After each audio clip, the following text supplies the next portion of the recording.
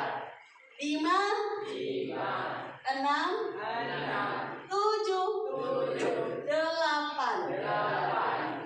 Nah, sekarang Bu nggak seru Bu, serunya di mana? Nah, sekarang kita ganti tangan ini dengan kepala.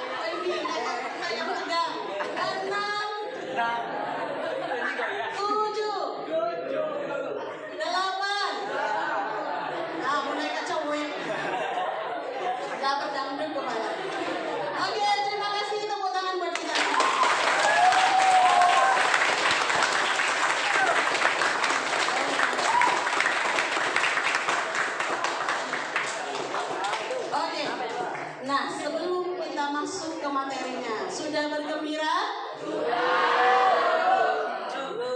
Belum?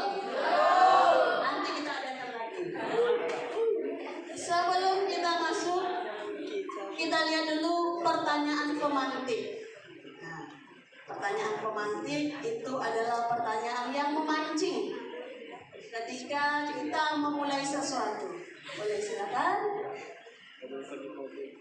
Nah, kita jawab setuju atau tidak setuju. Itu aja jawabnya, gampang kan? Pertanyaannya mudah. Yang pertama, hukuman dapat mendisiplinkan anak. Setuju atau tidak setuju? Bapak Ibu gimana? Pertanyaan ini mungkin untuk Bapak Ibu lah, yang anak-anaknya dulu. Bapak Ibu bagaimana? Apakah hukuman dapat mendisiplinkan anak? Ini pernyataannya setuju atau tidak setuju? Setuju? Apakah hukuman itu dapat mendisiplinkan anak? Setuju atau tidak, Bapak Ibu? Bapak Ibunya?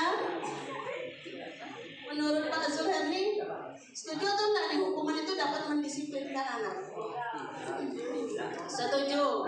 Menurut Pak Zul, hukuman dapat mendisiplinkan anak. Dia setuju. Oke, terima kasih Pak Zul.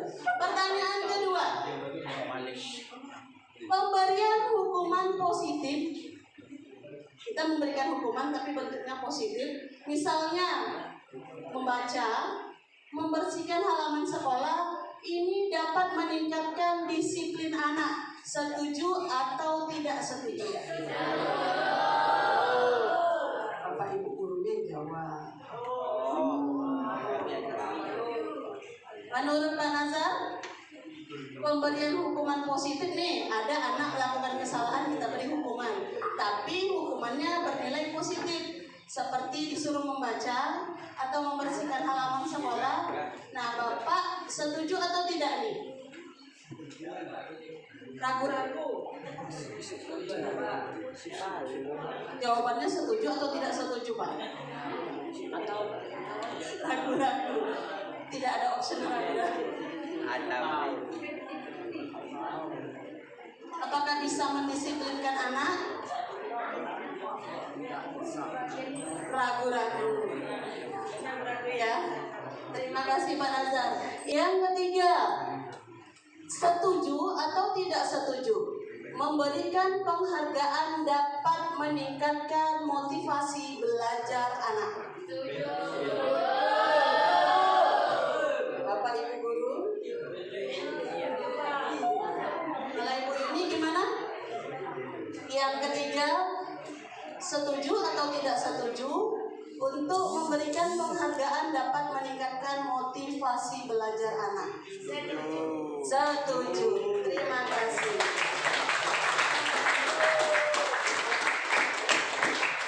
Nah, sekarang baru kita masuk ke budaya positif. Apa itu budaya positif? Kira-kira apa yang terbesit di benak Anda jika Anda mendengar kata budaya positif? Apa ya? Yaitu hal baik dari Pak Nazar. Benar? Bapak Ibu? Kebiasaan baik.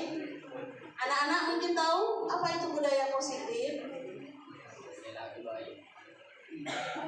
Yang pastinya positif itu sesuatu yang baik, gitu ya. Coba kita lanjutkan, Bu.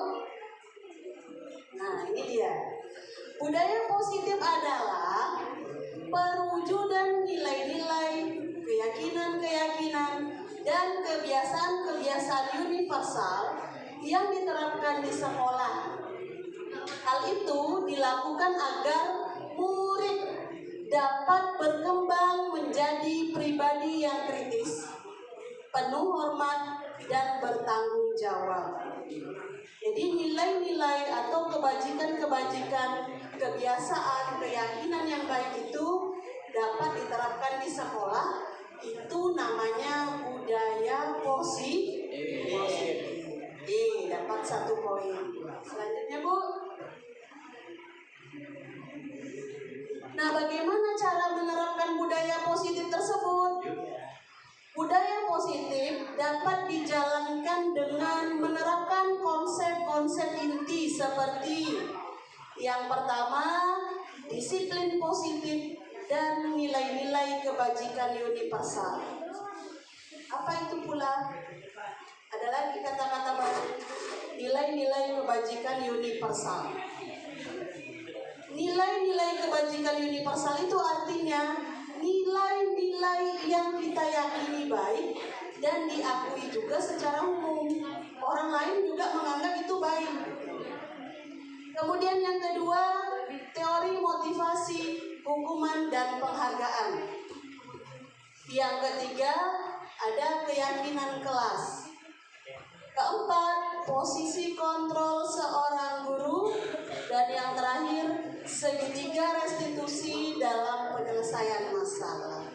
Oke, kita lanjut. Jadi ada berapa? Ada 5. Kita akan kupas satu persatu. Yang pertama, disiplin positif dan nilai-nilai kebajikan universal.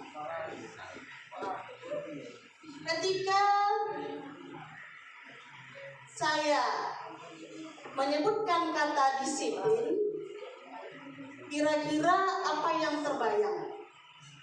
Nah, pasti kita akan memikirkan satu tata tertib atau aturan, ya. Kemudian kita berpikir tentang hukuman, karena kalau sudah melanggar tata tertib nanti adanya hukuman, ya kan? Kemudian kita berpikir ketidaknyamanan.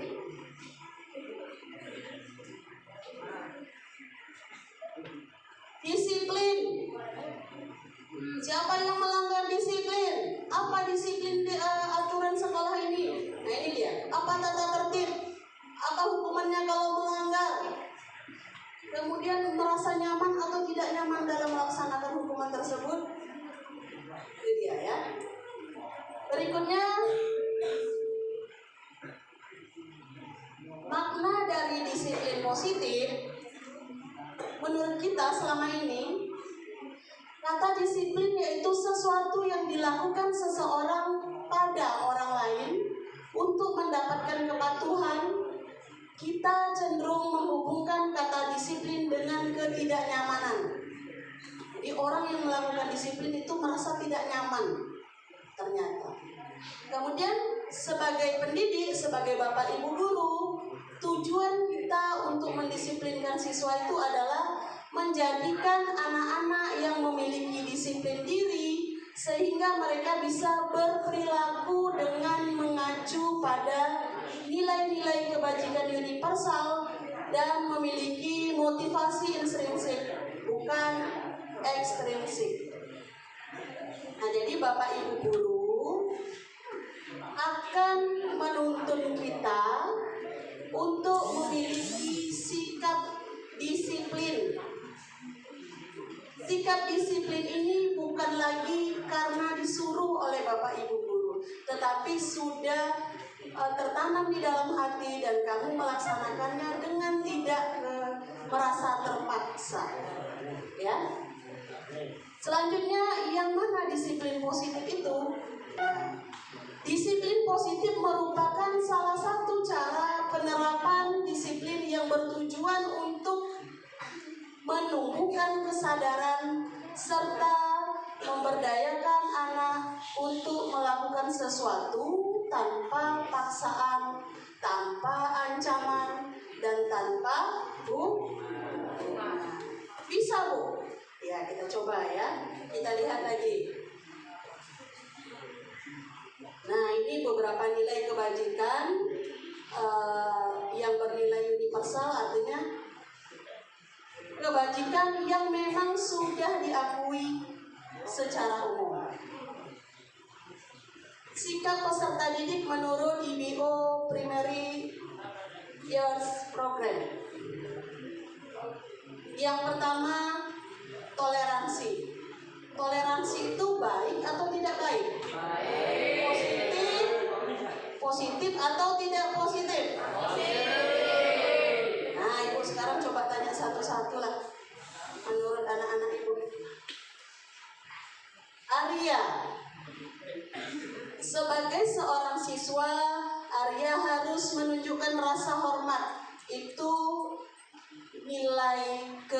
kebajikan atau bukan? Kebajikan itu artinya nilai kebaikan. Kebajikan. Berarti seorang siswa harus punya rasa. Oke, pindah ke depannya Arya. Integritas. Apakah seorang peserta didik harus menunjukkan rasa integritas yang tinggi? Harus. Oke, terima kasih. Lanjut depannya. Siapa? Farel.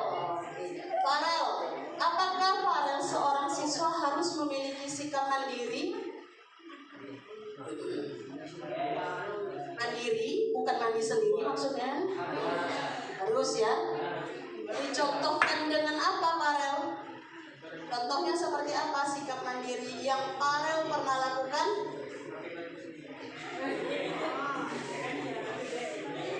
Memakai baju. Kalau ibu tanyanya di TK, cocok jawabannya, ya kan? Kira-kira apa Farel?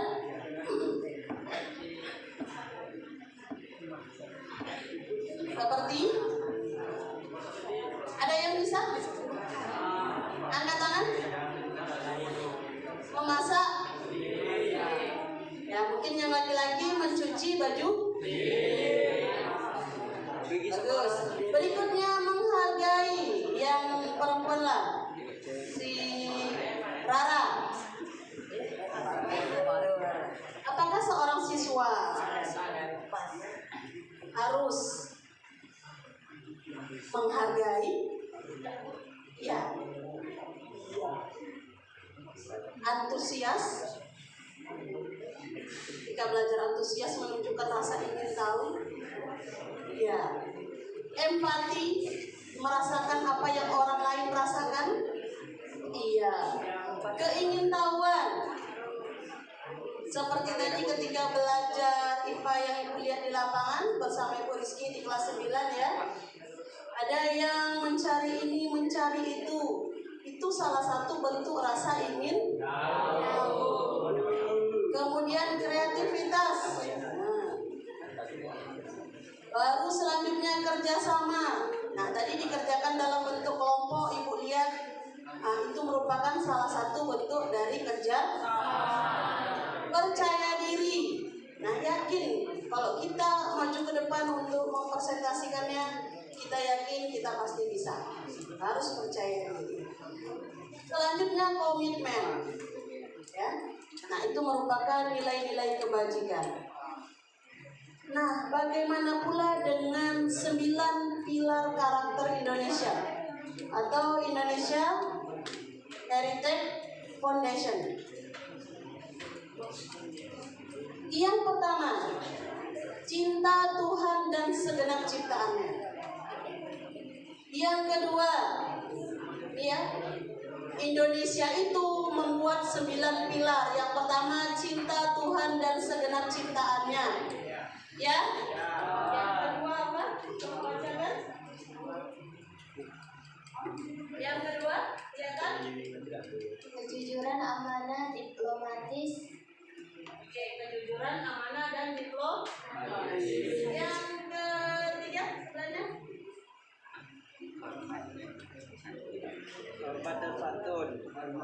Hormat dan santun. hormat dan santun. Oke, selanjutnya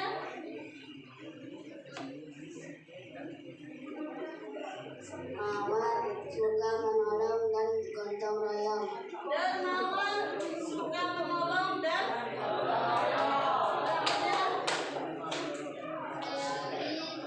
Kreatif dan pekerja keras. percaya diri, kreatif dan selanjutnya Kepemimpinan dan keadilan. kepemimpinan dan keadilan. Selanjutnya, Selvi, Baik dan rendah hati. baik dan rendah hati. Lagi yang depan, Toleransi, kedamaian dan kesatuan. toleransi,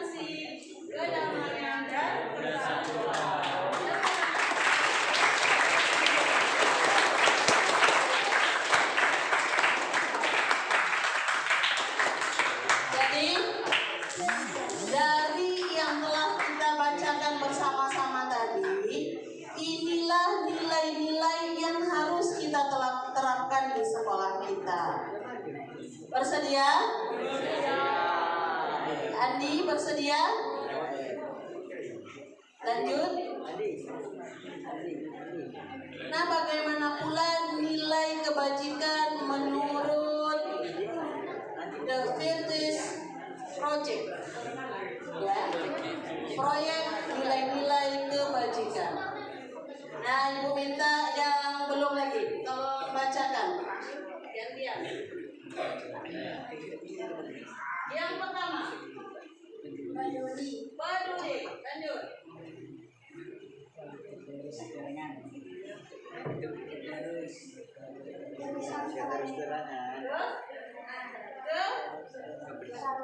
Terus terangan.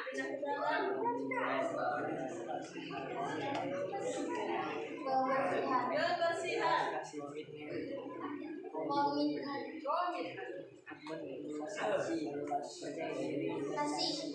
Apa? Belas kasih. Next. Percaya diri. Percaya diri. Belas kasih. Belas kasih sama ya. Lanjut. Tujuan. Bertujuan. Gang rasa. Apa? Gang rasa. Megang rasa. Selanjutnya. Gotong royong. Gotong royong. Lanjut atas. Rajin. Kuat suaranya. Keberanian. Punya keberanian. Terus. Kesantunan. Kreatif.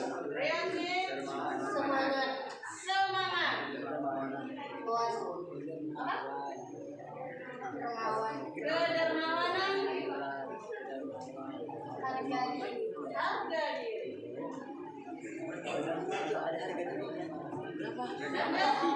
Rendah hati. Apa lagi? Integritas. Kebahagiaan. Kebahagiaan. Keadilan. Keadilan. Hati. Baik hati. Kesetiaan. Kesetiaan. Apa setia loh deh. Apa? Sudah setia kayak apa ada di kuning. Berprinsip. Betul. Rasa pragmatis. Apa aja kayak apa ada. Apa lagi? Sahaja. Bersahaja. Keteraturan. Keteraturan. Apa lagi? Kedamaian. Kelihatan nggak di belakang? Oke, lanjut. Teguhan hati. Keteguhan hati. Rasa Ke depan. hormat. Miknya baca-baca. Biar cepat. Jawab. Tanggung jawab. Betul. Presiden. Terus Pengabdian. pengabdian. Lanjut. Ada yang ke depan aja baca terus. Baca yang penuh. Bersyukur. Percaya. Apa? Bijaksana. Terus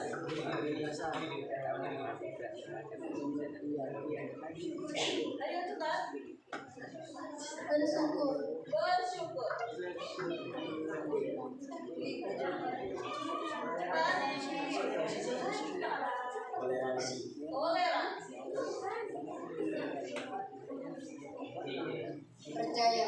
Percaya. Lurus hati. Terus menyapa.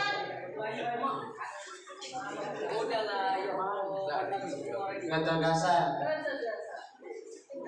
Pengertian. Pengertian. Oke.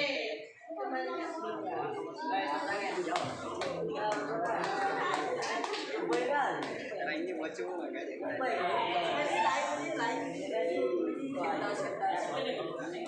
Nah, itulah nilai-nilai kebajikan. Apa yang kamu bacakan tadi, salah satunya atau salah duanya atau semuanya pasti ada di dalam diri kita. Akan lanjut. Kita masuk yang kedua, setelah tadi disiplin positif, kita masuk yang kedua, teori motivasi, hukuman dan penghargaan. Nah, ini tadi yang setuju atau tidak setuju tadi. Pertama, apa itu teori motivasi?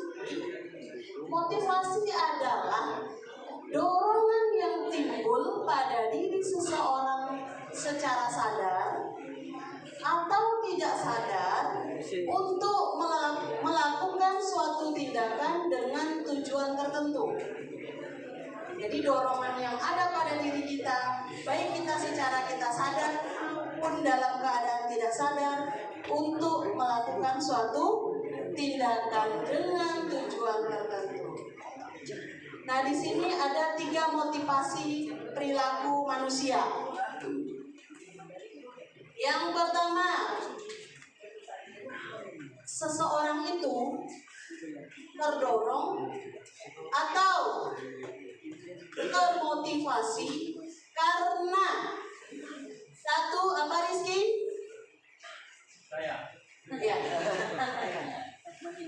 menghindari ketidaknyamanan dan hukuman. Murid melakukan disiplin karena takut dihukum. Mereka sedang Ya. menghindari permasalahan yang mungkin muncul dan berpengaruh pada mereka secara fisik.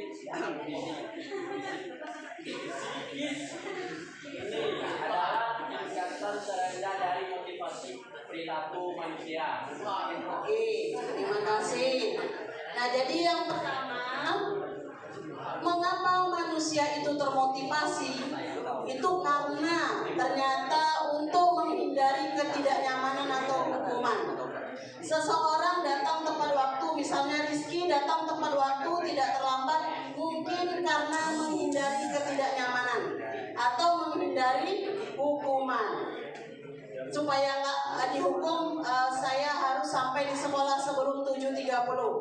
Nah, berarti Rizky masih berada di level 1. Rizky melakukan disiplin karena takut dihukum. Ya, mereka sedang menghindari permasalahan yang mungkin muncul nanti. Kalau saya datangnya setelah 7.30, nah ini pasti kena hukum nih. Nah, itu masalah, ya kan?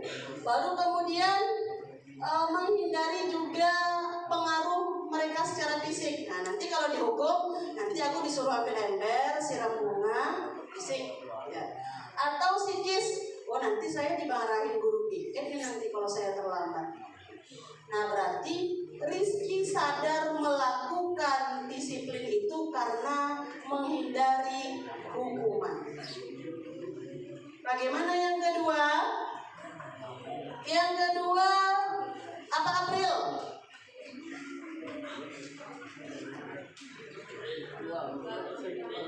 Yang nomor 2-nya dulu.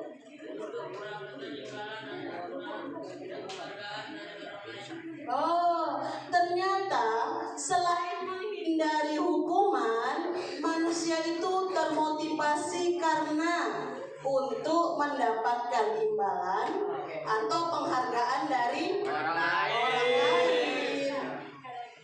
Rizky tadi contohnya, ya kan? Oke, Rizky naik ke level kedua. Saya harus datang sebelum 7.30 supaya nanti saya dibilang bagus oleh guru piket, ya kan? Atau diberi senyuman karena telah datang tepat waktu. Berarti pada saat ini Rizky melakukan disiplin diri karena ia ingin imbalan atau penghargaan atau pujian jika mereka melakukan sebuah tindakan baik, dan mereka mau melakukan sesuatu itu mengharapkan hadiah. Nah, mungkin mengerjakan tugas tepat waktu, nanti diberi hadiah ini oleh gurunya. Nah, itu yang diharapkannya. Tingkat motivasi ini di atas dari yang pertama, mulai lebih baik. Ya. Nah, bagaimana yang ketiga? Si Bayu Untuk menjadi orang mereka inginkan dan menghargai diri sendiri dengan nilai-nilai yang mereka percaya. Menjadi orang yang mereka inginkan. Dan menghargai diri sendiri dengan nilai-nilai yang mereka percaya. Oke, ini tingkat yang ketiga, tingkat yang paling bagus. Mereka melakukan disiplin, termotivasi untuk disiplin karena mereka akan menjadi diri sendiri, akan menghargai diri sendiri dengan nilai-nilai yang mereka percaya tadi. Nilai apa? Itu yang nilai sama-sama kita bacakan tadi. Berarti mereka menghargai diri mereka sendiri, bahwa murid melakukan disiplin diri karena sadar itu sesuatu yang baik. Ini adalah motivasi yang membuat seseorang memiliki disiplin positif. Karena motivasi ini adalah motivasi yang paling tinggi dan bersifat internal. Sadar dari dalam dirinya bahwa dia perlu menghargai dirinya sendiri. Dengan cara apa? Dengan cara melakukan disiplin. Selanjutnya,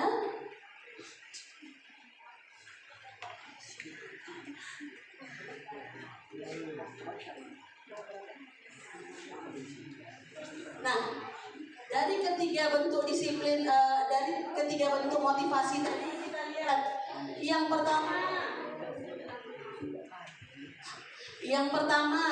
ini tadi kita mencontohkan Rizky ya. Yang pertama, Rizky menghindari hukuman. Berarti dia termotivasi untuk datang ke sekolah hanya karena dia takut untuk dihukum.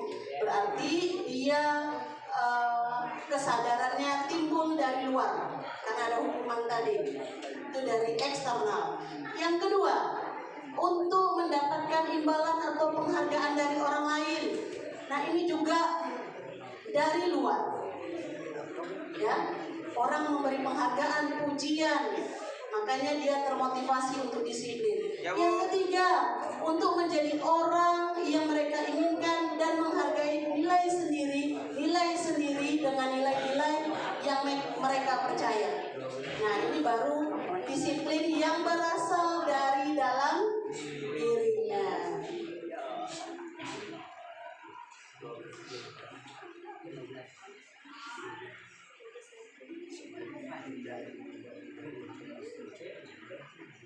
Nah, dari yang ketiga tadi yang mana yang paling baik kira-kira? Yang mana yang paling baik? Yang ketiga, yang berasal dari diri sendiri. Kenapa? Karena untuk menjadi orang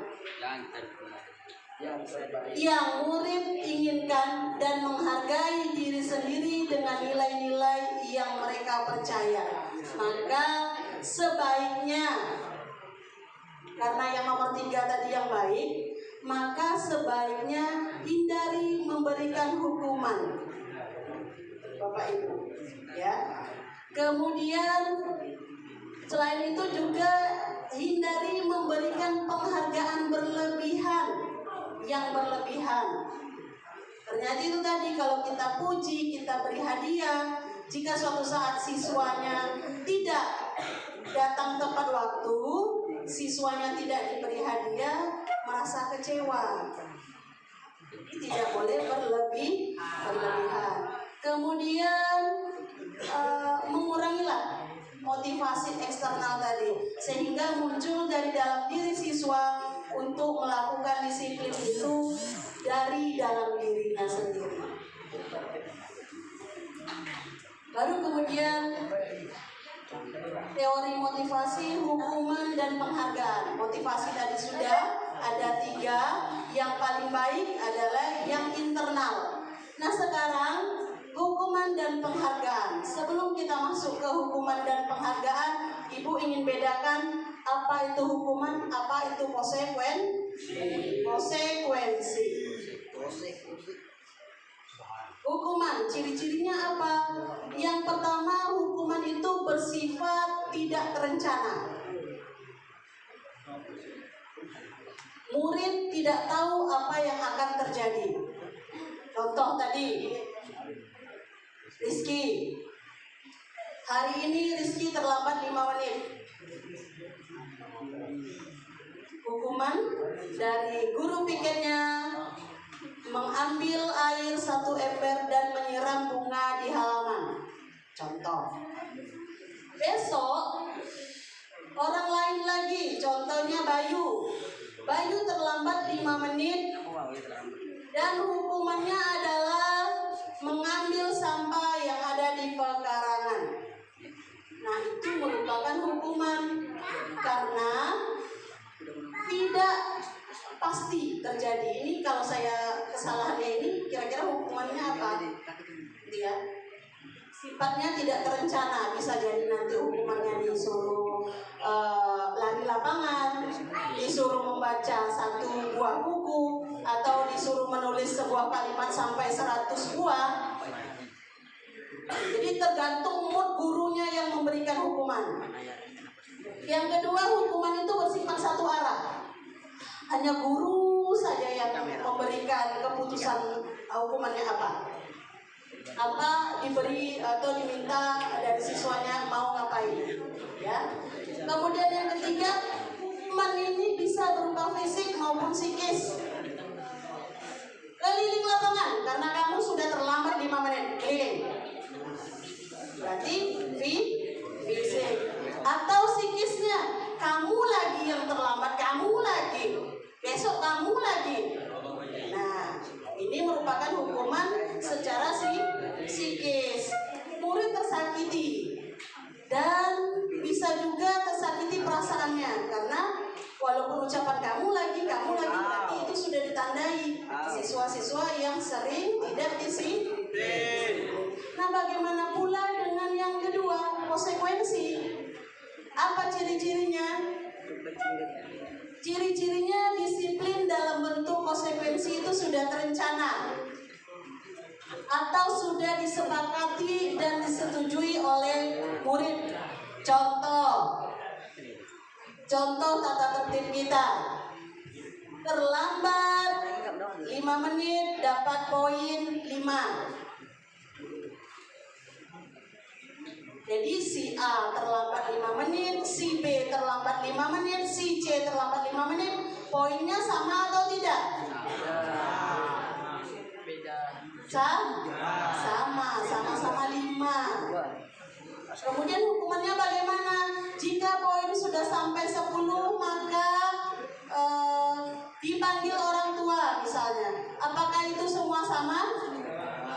Nah, berarti sudah terencana dan sudah disosialisasikan ke siswa. Siswanya tahu walaupun yang buatnya guru.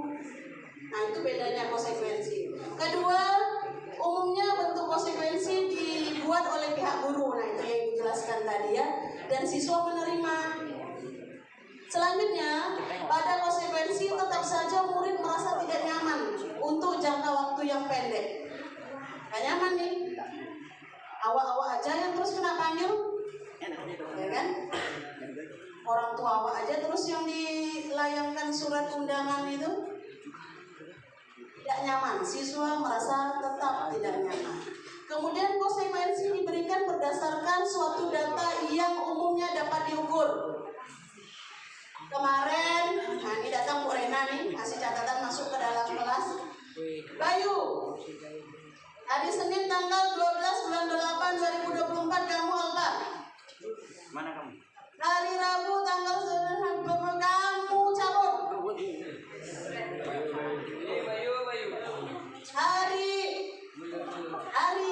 Hari berikutnya, maka konsekuensi itu biasanya diambil dari data, ditulis, dicatat apa saja, ya. Nah, itu bedanya konsekuensi dengan hukuman. Hukuman itu sifatnya dadakan. Oke? Nah, sekarang kita bayangkan ini untuk Bapak Ibu gurunya. Mana? Bayangkan ketika kita masih sekolah dulu nih, Bapak Ibu guru. Yang anak-anaknya perhatikan aja dulu, jangan ikut menjawab. Pernahkah itu maksudnya ya, kita mengalami kasus berikut. Atau kasus lain yang serupa dengan ini, atau mungkin teman kita yang pernah mengalaminya. Apa itu kasusnya? Nah ini dia.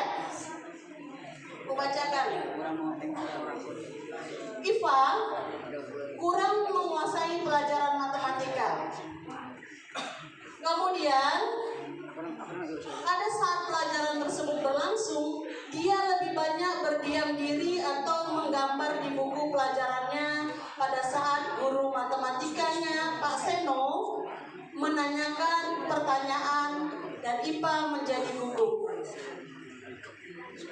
Dan tak sengaja menjatuhkan tasnya dari kursi, serta tiba-tiba menjadi gagap pada saat berupaya menjawab. Seluruh kelas pun tertawa melihat perilaku Iva yang bicara tergagap dan terkejut tersebut. Pak Seno pada saat itu membiarkan teman-teman IPA mentertawakan IPA yang tergagap dan malu luar biasa, dan malahan minta IPA untuk maju ke depan dan berdiri di depan kelas sambil menunjuk hidungnya. Nih, karena tidak bisa menjawab pertanyaan Pak Seno tadi, kelas makin gaduh dan anak-anak pun tertawa melihat Iva di depan kelas memegang ujung hidungnya. Kira-kira Bapak Ibu pernah nggak mengalami seperti itu waktu sekolah? Pernah diberi hukuman yang memalukan seperti itu tidak? Atau ada temannya dulu waktu sekolah yang mengalami itu? Ada ya? Ya. Lanjut Bu. Apakah Anda setuju dengan tindakan Pak Seno terhadap Ipa, Bu? Kira-kira setuju nggak nih Pak Seno berbuat seperti itu dengan Ipa? Tidak. Tidak. Mengapa? Karena apa Bu Saudara?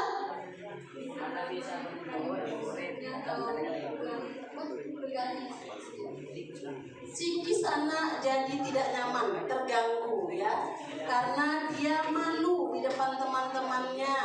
Ya benar sekali. Kemudian yang kedua, menurut Anda tindakan Pak Seno terhadap IPA adalah sebuah hukuman atau konsekuensi? Apa Bu? Hukuman, karena sifatnya mendadak. Ini kasus kedua. Berarti yang tadi adalah hukuman. Bagaimana dengan kasus kedua? Dengarkan kisahnya. Ibu Anas, guru kelas 2 SD, mendapatkan masalah, yaitu murid-muridnya tidak bisa tertib berdiri antri di depan pintu kelas dan selalu berebutan masuk ke dalam kelas setelah jam istirahat usai. Udah nyambung jalan ceritanya? Ibu Anas ini ke guru kelas 2 SD ya. Kemudian setelah selesai istirahat, siswa-siswanya berebut masuk ke dalam kelas. Tidak pernah bisa antri. Nah, sehingga mengganggu proses pembelajaran, di mana kelas tidak dapat dimulai tepat waktu. Masih sibuk bantu siswanya aja, habis 5-10 menit. Selanjutnya, karena Bu Anas sibuk menenangkan murid-muridnya untuk waktu cukup lama, akhirnya Bu Anas berpikir cepat dan mengandalkan stiker bintang. Setiap murid yang akan masuk kelas usai jam pelajaran, Bu Anas akan mengiming-imingi murid-muridnya dengan stiker bintang. Siapa yang dapat berdiri lurus dan berbaris rapi di depan pintu dapat bintang dari ibu. Nah, itu kata-kata Bu Anas. Sebagian besar muridnya menyambut tantangan tersebut dan langsung berdiri rapi di depan pintu agar mendapatkan stiker bintang. Hal ini terus dilakukan Bu Anas selama beberapa minggu. Karena cukup berhasil membuat murid-muridnya berdiri rapi, antri di depan pintu, sampailah pada suatu ketika Bu Anas sakit dan terpaksa digantikan oleh Pak Heru. Pak Heru, guru pengganti, tidak mengetahui tentang perkara stiker bintang tadi. Dan benar saja, pada saat mau masuk ke kelas, usai jam istirahat, murid-murid di kelas 2 kembali berebut masuk kelas. Apa yang terjadi? Apa yang terjadi? Ribut lagi. Kenapa? Gara-gara nggak ada stiker bintang. Tidak ada hadiahnya. Yang rapi nggak dapat hadiah. Salah. Saya tugas dia balik. Nah, itu dia penghargaan tadi, stiker bintang itu dianggap hadiah, sesuatu penghargaan yang berlebihan ternyata itu tidak efektif. Yang dilakukan secara terus-menerus itu juga tidak baik. Boleh dilakukan, boleh, tapi dalam jangka waktu pendek, tidak berkelanjutan. Nah, kenapa? Karena ini bisa merusak hubungan baik murid dengan guru. Nah, itu contohnya tadi. Murid merasa kecewa, tidak ada lagi penghargaan untuk saya, tidak ada pujian untuk saya. Kemudian juga murid dengan murid, mereka akan saling menjatuhkan. Agar apa? Agar saya harus dapat penghargaan. Jadi murid lain dianggap adalah lawan, padahal kita adalah mitra, teman, keluarga, dan sahabat. Selanjutnya, nah ini pengaruh jangka pendek dan jangka panjang. Dalam jangka pendek penghargaan itu efektif. Kemudian jika menggunakan penghargaan lagi dan lagi, maka murid tersebut akan tergantung pada penghargaan yang diberikan, serta kehilangan motivasi yang harusnya dia disiplin dari dalam dirinya sendiri. Nah, jika kita mendapatkan penghargaan tersebut, kita menjadi tidak menyadari nih, hari ini saya dapat bintang, besok saya dapat bintang. Jadi saya tidak tahu apakah perbuatan saya ini baik atau hanya untuk mendapatkan bintang. Selanjutnya, apa yang harus kita lakukan untuk menghindari hal tersebut? Ini dia ditawarkan, yaitu keyakinan kelas. Guru berperan terwujudnya keyakinan kelas atau sekolah dengan adanya kesepakatan antara guru dan murid. Ada di kelasnya kesepakatan kelas? Ada. Siapa yang buat? Apa? Siapa yang buat? Guru dan gurunya siapa? Wali ke? Kalian diajak buatnya? Sama-sama? Iya. Berarti sudah tepat sekali, yaitu guru dan siswa bersama-sama membuat kesepakatan. Selanjutnya, keyakinan kelas. Yang mana yang benar? Mengapa keyakinan kelas? Mengapa bukan peraturan saja?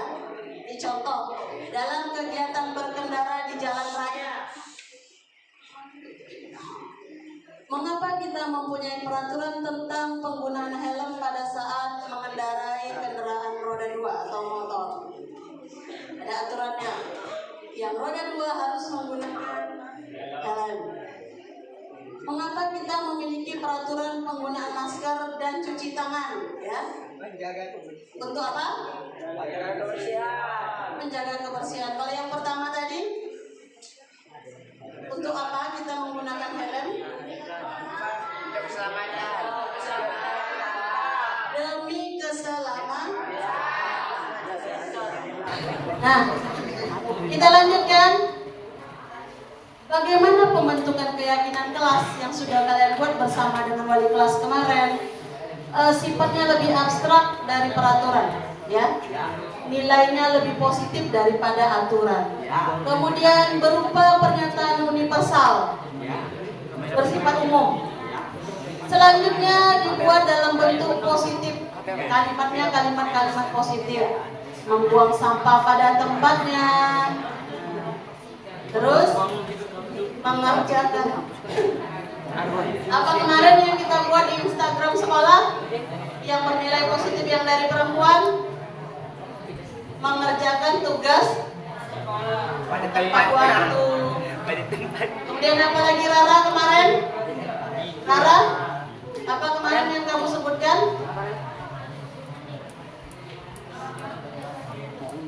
Berpakaian dengan rapi. Terus apa lagi? Buang sampah pada tempatnya. Terus? Ya sama, menjaga kebersihan. Oh, menjaga fasilitas sekolah. Gitu Lanjutnya, Bu. ya.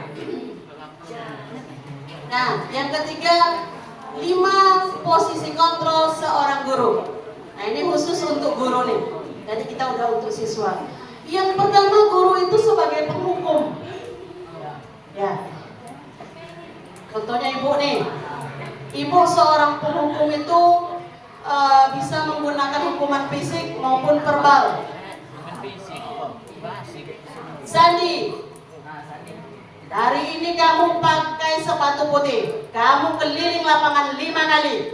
Nah, berarti posisi saya adalah penghukum. Saya hukum fisik. Baru kemudian pembuat merasa bersalah. Contohnya nih, seorang guru yang membuat siswanya merasa bersalah. Sandi, kamu kemarin sudah terlambat Sandi. Hari ini terlambat lagi. Kamu nggak kasihan sama ibu? Nanti ibu dimarahi oleh kepala sekolah loh. Nah, berarti guru memposisikan dia sebagai orang pembuat merasa bersalah. Sandi merasa gara-gara saya ibu ini nanti dimarahi sama kepala sekolah. Misalnya. Baru kemudian posisi guru sebagai teman. Biasanya guru yang seperti ini sikapnya lebih ramah dan humoris. Aduh Sandi, kamu lagi. Lain kali jangan gitu ya. Oke, hari ini Bu bantu, silakan masuk kelas. Nah, ini seorang guru yang memposisikan dirinya sebagai teman. Ada guru kita yang kayak gitu? Ada. Banyak? Selanjutnya sebagai pemantau. Guru selalu mengawasi siswanya. Nah, nih sepatu kamu tidak sesuai nih dengan aturan. Rambut kamu panjang. Pokoknya dipantau terus. Kamu kemarin juga seperti itu kan? Ada gurunya yang seperti itu? Ada. Lanjut sebagai manajer.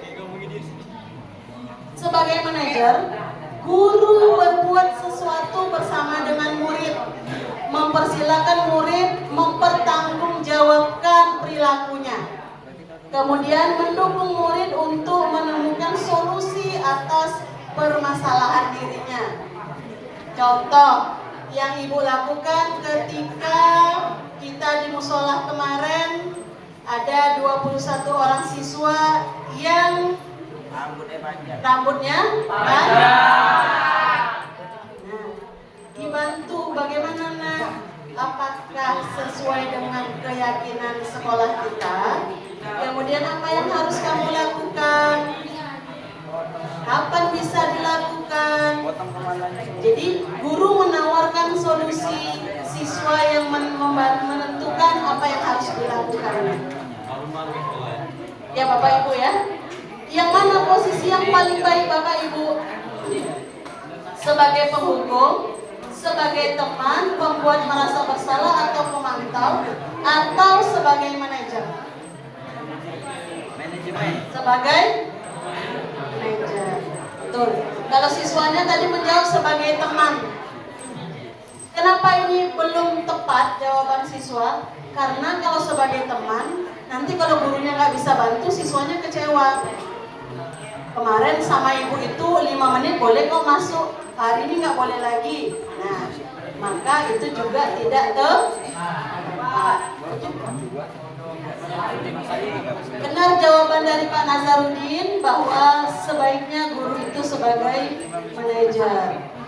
Guru yang bersama murid, mempersilahkan muridnya mempertanggungjawabkan perilakunya, mencari solusi dari masalahnya tadi. Jadi murid itu yang nyari kesalahannya rambutnya panjang. Apa harusnya nih? Harusnya dipotong, Bu. Ya. Kapan dilakukan? Guru hanya menawarkan saja, tapi muridlah yang menentukan. Selanjutnya,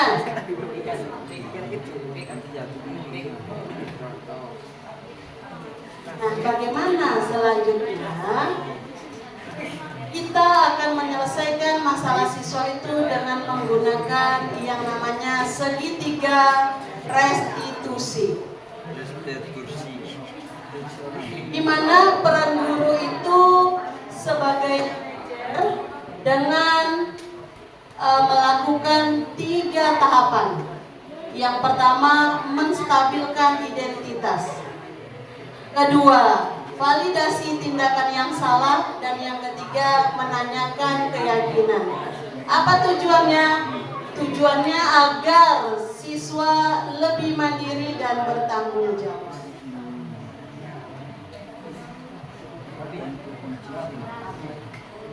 Nah, ini segi penerapan disiplin positif dengan menggunakan restitusi. Restitusi, murid bertanggung jawab atas perilakunya, lebih fokus pada pemecahan masalah, kemudian dalam jangka panjang daripada mencari kesalahan.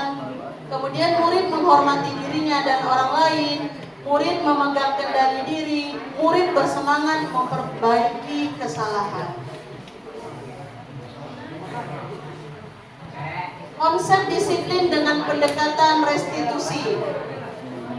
Yang pertama, dengan restitusi itu bukan menebus kesalahan, namun belajar dari kesalahan. Yang kedua, memperbaiki hubungan. Murid merasa tidak dihakimi dan guru juga merasa nyaman menyelesaikan masalah dengan siswa. Kemudian dia bisa berupa tawaran, bukan paksaan. Kemudian menuntun untuk melihat ke dalam diri, mencari kebutuhan dasar yang mendasari tindakan. Fokus pada karakter, bukan pada tindakan. Jadi yang ini dibentuk adalah karakter siswanya, bukan tindakan memotong rambutnya. Dan menguatkan serta fokus pada solusi. Bagaimana kalimatnya, Bu? Ini contoh kalimat kepada siswa saat kita menerapkan segitiga restitusi. Yang pertama, untuk menstabilkan identitas nih Bapak Ibu, apa kalimat yang kita ucapkan? Salah satunya gini, ketika siswa dipanggil yang mengalami masalah, berbuat salah itu manusiawi, ya kan? Contohnya tuh, semua manusia pernah berbuat salah. Ibu juga atau bapak juga pernah berbuat salah. Nah itu artinya gini artinya gini Bapak Ibu, siswa itu sesuai dengan identitasnya sebagai manusia, boleh, layak, manusiawi sekali kalau dia berbuat salah. Nah itu artinya kita menstabilkan identitas dia sebagai siswa yang memang boleh melakukan kesalahan. Yang kedua, validasi tindakan yang salah tadi. Bagaimana kalimatnya? Kamu pasti punya alasan mengapa melakukan kesalahan itu. Nah, minta siswanya untuk menceritakan apa alasan mereka melakukan itu. Kemudian, apakah kamu merasa senang? Misalnya, jika tidak, apa yang akan kamu lakukan? Apa akibatnya bagi dirimu? Nah, misalnya. Baru kemudian menanyakan keyakinan kelas. Apa keyakinan kelas kita? Keyakinan mana yang belum kamu tunjukkan? Nah, dan seterusnya.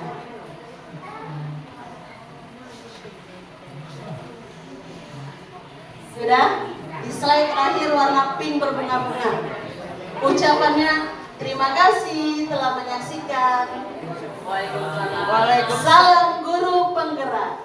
Wassalamualaikum warahmatullahi wabarakatuh.